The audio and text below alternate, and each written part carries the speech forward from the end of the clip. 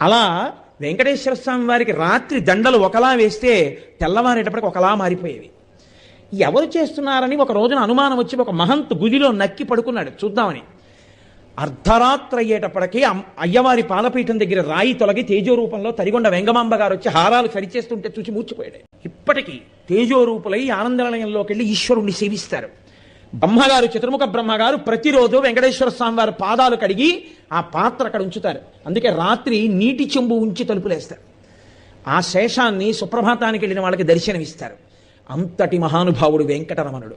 వెంకటరమణుడంటే వెంకటరమణుడే. ఒకరా ఇద్దరా, ఎంతమందితో అనుబంధం. వారం రోజులు కాదు, కొన్ని నెలల పాటు వెంకటరమణుడు భక్తులు చెప్తూ వెడితే ఎన్ని యుగాలలో ఎంతమంది ఆ వెంకటాచల క్షేత్ర స్పర్శ చేత పునీతులయ్యారో, ఎంత ఆనందం పొందారో. ఇప్పటికీ నేను మీకు ఒక యథార్థం చెప్తున్నాను.